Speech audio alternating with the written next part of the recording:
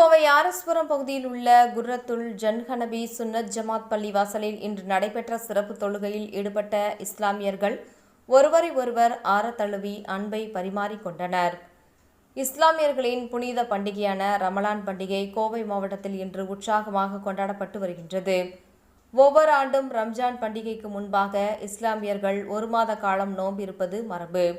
நோன்பு காலத்தில் இஸ்லாமியர்கள் ஷஹார் எனப்படும் விடியலுக்கு முன்பாக உணவு சாப்பிட்டுவிட்டு பிறகு சூரியன் மறையும் வரை உணவு உண்ணாமல் நோன்பு இருப்பார்கள்.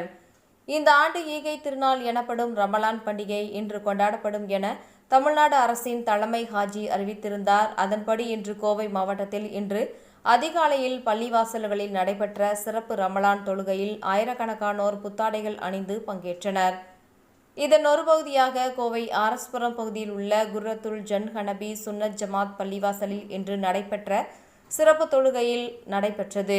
இதில் சுமார் 500க்கும் மேற்பட்ட இஸ்லாமியர்கள் கலந்து கொண்டனர். இதனைத் தொடர்ந்து ஒருவருக்கு ஒருவர் அன்பை பரிமாறிக்கொண்டனர்.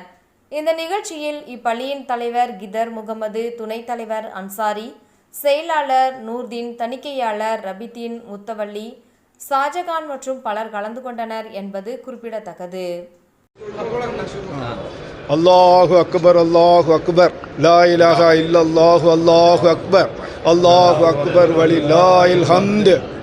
இன்று ஈதுல் ஃபித்ர், ஈகை திருநாள் என்று அழைக்கப்படும் இந்த இனிய நன்னாளில் அந்த பெருநாள் வாழ்த்துக்களை இந்த உலகெங்கிலும் இருக்கின்ற அனைத்து இஸ்லாமிய மக்களுக்கும், சகோதர சமுதாயத்தைச் சேர்ந்த அனைத்து மக்களுக்கும் எங்களது ஆர்எஸ்புரம் கோயம்புத்தூர் குர்ரத்துல் ஹனபி சுன்னத் ஜமாத்தின் சார்பாக எல்லோருக்கும் முதலில் அந்த ஈதுல் நல்வாழ்த்துக்களை நாங்கள் தெரிவித்துக் கொள்வதில் மிக பெரும் மகிழ்ச்சி அடைகிறோம்.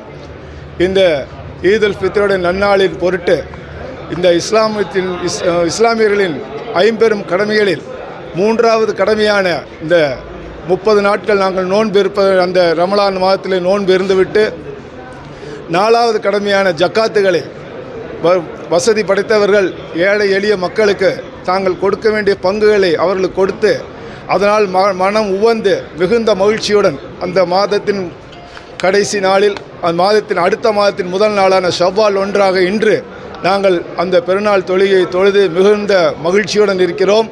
இந்த மகிழ்ச்சி என்றென்றும் நிலைத்திருப்பதற்கு எல்லாம் வல்ல இறைவனை நாங்கள் வேண்டிக் கொள்கிறோம். மேலும் இந்த நன்னாளின் பொருட்டு இந்த உலகத்தில் உள்ள அனைத்து மக்களும், சகோதர சமுதாயத்தை சேர்ந்த அனைத்து மக்களும் எல்லோருக்கும் நீண்ட ஆயுளையும் நிறைந்த ஆரோக்கியத்தையும், அந்த ஆரோக்கியம் இருக்கும் காலம் வரையிலும் நாம் இறைவனுக்கு நன்றி செலுத்தக்கூடிய மக்களாக நம்மளை எல்லாம் வல்ல அல்லாஹ் ஜல்ல ஷானஹு தஆலா ஆக்கி அருள் புரிவானாக.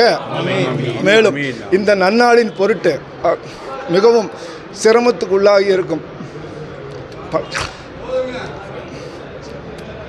பலஸ்தீன் மக்களுக்கு அல்லாஹ் எல்லா உதவிகளையும் புரிவானாக என்று மிகுந்த ஆதங்கத்தோடு சொல்லிக்கொள்வதோடு மட்டுமல்லாமல் இந்த இனிய நன்னாளின் பெருநாள் வாழ்த்துக்களை இந்த உலகத்தில் உள்ள அனைத்து மக்களுக்கும் மீண்டும் ஒருமுறை கூறிக்கொள்ளில் மிகுந்த பெருமைப்படுகிறோம். அஸ்ஸலாமு அலைக்கும் வரஹ்மத்துல்லாஹி வபரகாத்துஹு.